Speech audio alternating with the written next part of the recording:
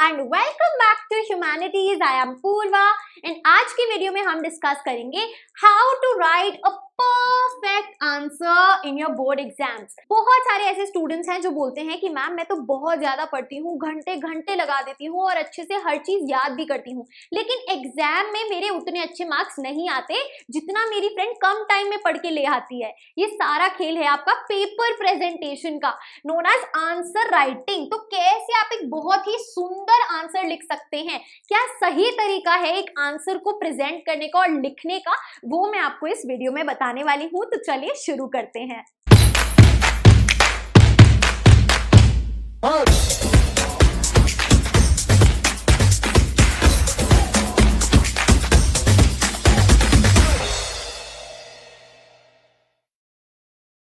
आप answer writing की कला को बहुत डीपली समझते होंगे क्योंकि आपने अपने स्कूल में यूनिट टेस्ट्स भी दिए हैं, हाफ ईयरलीज भी दिए हैं, कुछ स्टूडेंट्स के प्री बोर्ड्स अभी चल रहे हैं, कुछ के हो गए, कुछ के आने वाले हैं। तो ये प्री बोर्ड्स में भी ये आंसर राइटिंग में बहुत हेल्प करेगा। मैं ये आंसर राइटिंग आपको अभी आके क्यों बता रही हूँ, क्योंकि ये ऐसा नहीं है कि बोर्ड से एक दिन पहले देख लिया और नेक्स्ट डे मेन एग्जाम में लिख के आ गए। जी नहीं, ये एक प्रैक्टिस है जो ओवर टाइम आप जितनी भी बार कोई प्रैक्टिस टेस्ट दे रहे हैं, आंसर लिख रहे हैं, तो उसी फॉर्मेट में लिख रहे हैं ताकि आपके ब्रेन में वो फिट हो जाए कि जी हाँ मेरे को मेन एग्जाम में भी ऐसे लिख के आना है। वरना केवल वीडियोस देख के, केवल एक दिन पहले देख के आप भूल जाएं, आप एग्जाम के टाइम भूल जाएंगे और वही करेंगे जो आप पूरा इन 3 एग्जाम्स में करते आए हैं। सो मेन फोकस है हमारा बोर्ड्स, कि हम बोर्ड्स में कैसे मैक्सिमम मार्क्स लाएं। तो चलिए जानते हैं क्या है वो तरीका आंसर्स को लिखने का। ऑल्सो मैंने यहाँ पे कॉलेज एग्जाम्स क्यों लिखा है, क्योंकि मेरे जो लास्ट सेमेस्टर एग्जाम्स थे, I remember I was writing the paper. ज्यादा कोई खास, कॉलेज में वही होता है कि एग्जाम से पहले ही पढ़ते हैं, तो ज्यादा कुछ ऐसी तैयारी थी नहीं, लेकिन आंसर राइटिंग काफी अच्छी करी थी। इन्विजिलेटर आके मेरी ही आंसर बुक में झांकने लगा, खड़ा रहा 15 मिनट। फिर जब मैंने पेपर सबमिट किया तो कहता आपका आंसर लिखने का तरीका बहुत अच्छा था। ऐसा क्यों है, वही राज मैं आपको बताऊंगी। चलिए, तो सबसे पहले हमें ये समझना है कि हर एक सब्जेक्ट का अलग तरीका होता है आंसर को प्रेजेंट करने का, पेपर लिखने का, राइट। चलिए, तो सबसे पहले फॉर एग्जांपल जो आपके लैंग्वेज सब्जेक्ट्स होते हैं, for example English, Hindi, right, तो उनमें क्या रहता है, आप पैराग्राफ में लिखते हैं आंसर्स, नॉट इन पॉइंट्स। अगर कोई भी आपकी पोएम का या फिर स्टोरी का, पोएम का या प्रोज का, लिटरेचर का क्वेश्चन आंसर आ रहा है तो you right in paragraphs, not in points like other subjects, right. तो यहाँ पे हम इंग्लिश और हिंदी और बाकी ऐसे लैंग्वेजेस को कंसिडर नहीं करेंगे, उनकी भी अलग से बात करेंगे। अब चलते हैं और सब्जेक्ट्स पे, for example your history, political science, right, XYZ, economics, ये सारे सब्जेक्ट। अब इसमें क्या है, ऑब्वियसली क्वेश्चन कितने मार्क्स का है उस पर डिपेंड करेगा कि आपको कितने पॉइंट्स लिखने हैं। जी हाँ, इन सारे ही आपके सब्जेक्ट में पॉइंट्स में आपको आंसर लिखना है, नॉट इन पैराग्राफ पॉइंट। और पॉइंट्स मिनिमम कितने होने चाहिए, जितने मार्क्स का वो क्वेश्चन है। अगर 2 मार्क्स का है तो at least 2 points you will be writing, अगर 3 मार्क्स का है तो at least 3 points you will be writing, 8 marks का है तो कम से कम 8 पॉइंट्स आप लिखेंगे। समझे बात। चलिए, तो जैसे मैंने ये बोला कि जितने मार्क्स होंगे उतने आपके पॉइंट्स होने चाहिए, तो आपको ये भी ध्यान देना है जहां पे क्वेश्चन में पूछा जाता है कि for example what is the meaning of globalisation, state its causes. तो यहाँ पे क्या किया है, क्वेश्चन को 2 पार्ट्स में डिवाइड किया है। पहले मीनिंग पूछा है और फिर कॉन्सिक्वेंसेस और फिर कॉजेस पूछा है। तो आपको ना पहले क्वेश्चन में अंडरलाइन कर लेना है कि पूछा क्या है, ताकि आप भूले ना, क्योंकि जब भी आप आंसर लिख रहे होते हैं ना तो आपको पहला वाला तो याद रहता है कि क्या पूछा है, सेकंड पार्ट जो क्वेश्चन के 2 भाग होते हैं वो आप भूल जाते हैं, सेकंड वाला तो आधा। तो इसमें भी आपको आधा ही नंबर मिलेगा because you have only answered the first part of the question. तो जब भी आप क्वेश्चन पढ़ेंगे बच्चा, whenever you read the question, उसमें अंडरलाइन कर ले कि कितने पार्ट्स हैं, मुझे किस किस चीज का जवाब देना है। That is very important. और फिर इसी के बेसिस पे जो आपके पॉइंट्स हैं वो होंगे, राइट, और मार्क्स भी इसी के बेसिस पे बनाए जाते हैं। अगर ये 2 मार्क्स का यानी कि 1+1, एक मीनिंग के लिए और एक कॉज के लिए है, राइट। और अगर 2 कॉजेस पूछे हैं तो 2 आपके कॉजेस के लिए, एक मीनिंग के लिए। मार्क्स भी क्वेश्चन के पार्ट्स पे डिपेंड करते हैं और आपके पॉइंट्स भी उन्हीं पे डिपेंड करेंगे।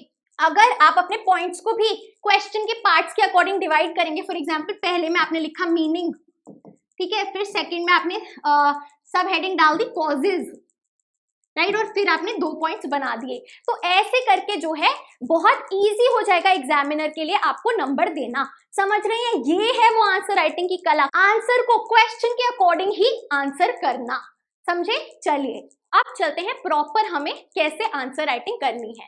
तो मोस्टली जो सेक्शन ए होता है वो होता है आपका एमसीक्यू 1 मार्कर्स। तो पहले आप अपनी आंसर शीट में ऊपर हेडिंग दे देंगे सेक्शन ए, फिर आपकी ये मार्जिन है तो आपको प्रॉपर यहाँ आप लिख सकते हैं आंसर्स और फिर 1 2 3 4 ऐसे नंबरिंग करनी है, या फिर आप इधर भी आगे आंसर लिख सकते हैं, आंसर 1 आंसर 2 आंसर 3, ठीक है, लेकिन मार्जिन के इस साइड लिखेंगे तो ज्यादा बेहतर रहेगा। अब एमसीक्यू है तो हमें आंसर कैसे लिखना है, ऑप्शन नंबर ए, सिर्फ ऐसे करके छोड़ देना है, या फिर जो ऑप्शन है for example technology is the correct answer for causes of globalisation, तो पूरा आप ऑप्शन ए टेक्नोलॉजी ऐसे लिख के आएंगे तो जाके आपको प्रॉपर 1 मार्क मिलेगा। सिर्फ इसको ऐसे ऑप्शन लिख के छोड़ा ना सही नहीं रहेगा। क्लियर है, एमसीक्यू अटेम्प्ट कर लिए। आगे चलते हैं।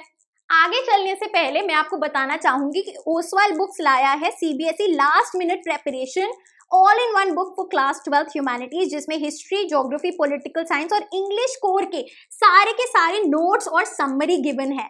तो अगर आपने अभी तक कुछ भी नहीं किया है या फिर आप रिवीजन करने की सोच रहे हैं तो इस बुक में ऑल इन वन आपको revision notes, mind maps, concept videos और रैपिड प्रिपरेशन के लिए एडिशनल प्रैक्टिस क्वेश्चंस भी मिल जाएंगे। जो सीबीएसई ने रिसेंटली एडिशनल प्रैक्टिस क्वेश्चंस निकाले हैं वो भी बुक में गिवन है along with the solutions. All the links are in the description box below. You can go and quickly purchase your CBSE last minute preparation system. अब चलते हैं short markers पर, 2, 3, 4 मार्क्स वाले क्वेश्चंस पे। तो इधर हमें समझ में आ गया है कि यार जितने भी मार्क्स का क्वेश्चन है उतने ही हमें डायरेक्ट पॉइंट्स लिखने हैं। 2 मार्क का क्वेश्चन है तो मिनिमम उतने हमें पॉइंट्स लिखने हैं, ज्यादा लिख के आ सकते हो, minimum 2, 3, 4 points according to the marking scheme. Clear. अब इसमें हमें क्या ध्यान रखना है, बहुत सारे स्टूडेंट्स ये बोलते हैं कि मैम लॉन्ग आंसर में तो मैं लिख आती हूँ, लॉन्ग आंसर तो मेरे अच्छे मार्क्स आ जाते हैं, लेकिन शॉर्ट आंसर्स में ना गड़बड़ हो जाती है और मार्क्स कटते हैं। तो इसका क्या है, आपको टू द पॉइंट आंसर लिखना है, भावनाओं में नहीं बहना है। जितना क्वेश्चन ने पूछा है, व्हाट हैज बीन आस्क्ड, क्या पूछा है वो अंडरलाइन कर लेना है जैसे मैंने पहले बताया, और उसी को आंसर करना है। और सारे parts, all parts of the question को आंसर करना है, क्योंकि उसी के लिए है ये जो मार्क्स आपको गिवन है, ये मार्क्स का भी डिस्ट्रीब्यूशन होता है। What has been asked is to be answered in and all parts of the question have to be answered. अब यहां कैसे लिखेंगे, what is the correct way, हमारी ये है मार्जिन, ठीक है, हमने लिखा फॉर एग्जाम्पल आंसर 12। क्लियर। सबसे पहले इंट्रोडक्शन में यानी कि क्वेश्चन से ही हमने लाइन उठा ली। For example causes of globalization पूछा है, so causes of globalization are as follows, ठीक है, एग्जाम्पल के तौर पे आपका एक ये इंट्रोडक्टरी टाइप जिसके थ्रू आप आंसर्स लिख रहे हैं। फिर अपने पॉइंट्स को हमेशा 1, 2 और 3 नंबरिंग करके ही लिखें। क्यों, क्योंकि एग्जामिनर के लिए इजी होगा काउंट करना। अच्छा 3 पॉइंट लिखे, चलो 3 मार्क्स हो गए। अब यहीं पे आप सोचो आपने एरो बना दी या हैशटैग बना दिया, स्टार बना दिया, ठीक है, कुछ भी बना दिया ऐसे करके, तो वो एग्जामिनर को गिनना पड़ेगा यार कितने पॉइंट्स लिखे हैं, right. Even for the long answers तो हमेशा 1, 2, 3, 4 ऐसे करके है जो आप आंसर्स लिखो, पॉइंट्स लिखो, राइट। अब अगर आपके जो पॉइंट्स है उसमें सब टॉपिक्स हैं, यानी कि पहला जो रीजन है उसका आपको सब टॉपिक पहले लिख दिया आपने, फॉर एग्जाम्पल टेक्नोलॉजी, और फिर उसको अंडरलाइन कर दिया और फिर उसको एक्सप्लेन कर दिया 1 से 2 लाइन में, तो ये अलग से जो है एग्जामिनर को दिख गया। फिर ऐसे ही सेकंड पॉइंट अगर सब टॉपिक है हाईलाइट किया और एक्सप्लेन कर दिया, तो आप सब टॉपिक्स के थ्रू जो है अपना पॉइंटर्स लिख सकते हो, एंड फिर उसको 1-2 लाइन में एक्सप्लेन कर दिया, समझे। एंड हर एक पॉइंट के बाद you will be leaving a line. कंजूसी नहीं करनी है, लाइन छोड़नी है, हॉच पॉच नहीं करना है। जितना लेंथी आपका आंसर दिखेगा उतना आपको फायदा होगा। So leave a line after each point, each and every point के बाद आप लाइन छोड़ेंगे। क्लियर? चलिए अब चलते हैं अपने 6 to 8 मार्कर्स, लॉन्ग मार्कर्स में। पॉल साइंस में 6 का होता है, हिस्ट्री में 8 का होता है। इधर कैसे आंसर दें? इधर सबसे पहले आई वुड से, अगर पॉसिबल है, अगर क्वेश्चन ऐसा बन रहा है कि आप उसे फ्लो चार्ट के थ्रू सम अप कर सकते हैं, फ्लो चार्ट के थ्रू आप एक ओवरव्यू दे सकते हैं, तो जरूर बनाइए शुरुआत में। फॉर एग्जाम्पल आपके consequences of globalisation. So consequences of globalisation में पॉलिटिकल कॉन्सिक्वेंसेज होते हैं, इकोनॉमिक कॉन्सिक्वेंसेज होते हैं और कल्चरल कॉन्सिक्वेंसेज होते हैं। ठीक है, क्लियर? समझे? तो एक ओवरव्यू मिल गया। और फ्लो चार्ट हमेशा आंसर की बिगिनिंग में बनेगा ताकि एग्जामिनर को भी आपके जो आंसर है उसकी एक समरी दिख जाए, आइडिया हो जाए कि आपने क्या क्या पॉइंट्स लिखे हैं अपने आंसर में।